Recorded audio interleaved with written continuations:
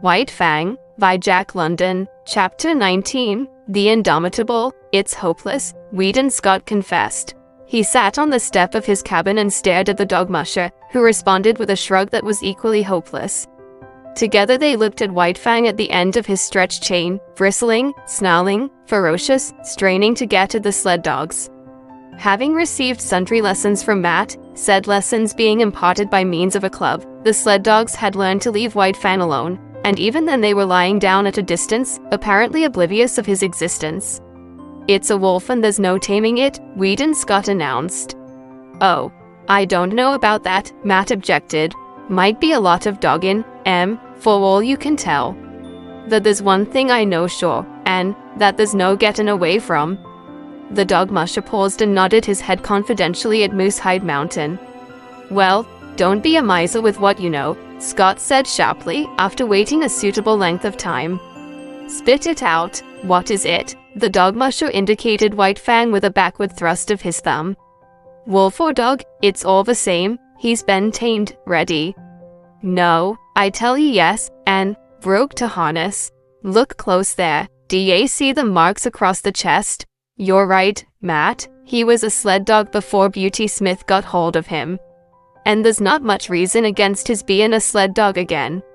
"What do ye think?" Scott queried eagerly. Then the hope died down as he added, shaking his head, "We've had him 2 weeks now, and if anything he's wilder than ever at the present moment. Give a chance," Matt counseled. "Turn loose for a spell." The other looked at him incredulously. "Yes," Matt went on, "I know you've tried to, but you didn't take a club."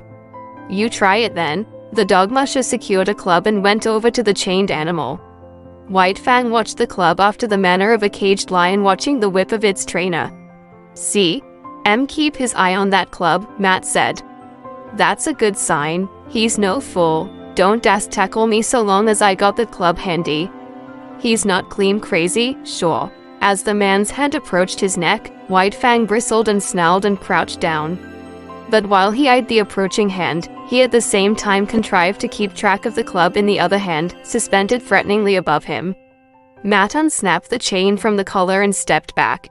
White Fang could scarcely realize that he was free. Many months had gone by since he passed into the possession of Beauty Smith, and in all that period he had never known a moment of freedom except at the times he had been loosed to fight with other dogs. Immediately after such fights he had always been imprisoned again. He did not know what to make of it. Perhaps some new devilry of the gods was about to be perpetrated on him. He walked slowly and cautiously, prepared to be assailed at any moment. He did not know what to do, it was all so unprecedented. He took the precaution to sheer off from the two watching gods, and walked carefully to the corner of the cabin. Nothing happened. He was plainly perplexed, and he came back again, pausing a dozen feet away and regarding the two men intently. "Won't he run away?" his new owner asked. Matt shrugged his shoulders. "Got to take a gamble. Only way to find out is to find out." "Poor devil," Scott murmured pityingly. "What he needs is some show of human kindness," he added, turning and going into the cabin. He came out with a piece of meat, which he tossed to White Fang. He sprang away from it, and from a distance studied it suspiciously. "Hi you, Major," Matt shouted warningly, but too late. Major had made a spring for the meat. At the instant his jaws closed on it, White Fang struck him. He was overthrown. Matt rushed in, but quicker than he was White Fang. Major staggered to his feet, but the blood spouting from his throat reddened the snow in a widening path. "It's too bad, but it served him right," Scott said hastily. But Matt's foot had already started on its way to kick White Fang. There was a leap, a flash of teeth, a sharp exclamation. White Fang, snarling fiercely, scrambled backward for several yards, while Matt stooped and investigated his leg. "He got me all right," he announced, pointing to the torn trousers and undercloths, and the growing stain of red. "I told you it was hopeless, Matt," Scott said in a discouraged voice. "I thought about it off and on, while not wanting to think of it. But we've come to it now. It's the only thing to do." As he talked, with reluctant movements he drew his revolver, threw open the cylinder, and assured himself of its contents. "Look here, Mr. Scott," Matt objected, "that dog's been through hell. You can't expect M to come out a whiten, shin an angel. Give M time, look at Major, the other rejoined. The dog musher surveyed the stricken dog. He had sunk down on the snow in the circle of his blood and was plainly in the last gasp. Served. M right, you said so yourself, Mr. Scott. He tried to take White Fang's meat, and he's dead-o. That was to be expected. I wouldn't give 2 whoops in hell for a dog that wouldn't fight for his own meat. But look at yourself, Matt. It's all right about the dogs, but we must draw the line somewhere. Served me right, Matt argued stubbornly. What did I want to kick M for?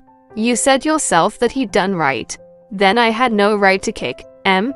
It would be a mercy to kill him, Scott insisted. He's untamable. Now look here, Mr. Scott. Give the poor devil a fightin' chance. He ain't had no chance yet. He's just come through hell, and this is the first time he's been loose. Give M a fair chance, and if he don't deliver the goods, I'll kill M myself. There, God knows I don't want to kill him or have him killed, Scott answered, putting away the revolver. We'll let him run loose and see what kindness can do for him. And here's a try at it. He walked over to White Fang and began talking to him gently and soothingly. Better have a club handy, Matt warned. Scott shook his head and went on trying to win White Fang's confidence. White Fang was suspicious. Something was impending. He had killed this god's dog, bitten his companion god, and what else was to be expected than some terrible punishment? That in the face of it he was indomitable. He bristled and showed his teeth, his eyes vigilant, his whole body wary and prepared for anything. The god had no club, so he suffered him to approach quite near. The god's hand had come out and was descending upon his head. White Fang shrank together and grew tense as he crouched under it. Here was danger, some treachery or something. He knew the hands of the gods, their proved mastery, their cunning to hurt. Besides, there was his old antipathy to being touched. He snarled more menacingly, crouched still lower, and still the hand descended. He did not want to bite the hand, and he endured the peril of it until his instinct surged up in him, mastering him with its insatiable yearning for life. Weedon Scott had believed that he was quick enough to avoid any snap or slash. That he had yet to learn the remarkable quickness of White Fang, who struck with the certainty and swiftness of a coiled snake. Scott cried out sharply with surprise, catching his torn hand and holding it tightly in his other hand. Matt uttered a great oath and sprang to his side. White Fang crouched down and backed away, bristling, showing his fangs, his eyes malignant with menace. Now he could expect a beating as fearful as any he had received from Beauty Smith. Here, what are you doing? Scott cried suddenly. Matt had dashed into the cabin and come out with a rifle. Nothing, he said slowly, with a careless calmness that was assumed, only going to keep that promise I made. I reckon it's up to me to kill M as I said I'd do. No you don't. Yes I do. Watch me. As Matt had pleaded for White Fang when he had been bitten, it was now Weedon Scott's turn to plead. You said to give him a chance. Well, give it to him. We've only just started, and we can't quit at the beginning. It served me right, this time, and look at him. White Fang, near the corner of the cabin and 40 feet away, was snarling with blood-curdling viciousness, not at Scott, but at the dog musher. Well, I'll be everlastingly gosh swoggled, was the dog musher's expression of astonishment. Look at the intelligence of him, Scott went on hastily. He knows the meaning of firearms as well as you do. He's got intelligence and we've got to give that intelligence a chance. Put up the gun, all right, I'm willin', Matt agreed, leaning the rifle against the woodpile. But will you look at that? He exclaimed the next moment. White Fang had quieted down and ceased snarling.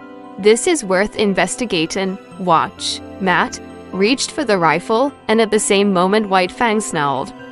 He stepped away from the rifle, and White Fang's lifted lips descended, covering his teeth. Now, just for fun, Matt took the rifle and began slowly to raise it to his shoulder. White Fang's snarling began with the movement, and increased as the movement approached its culmination.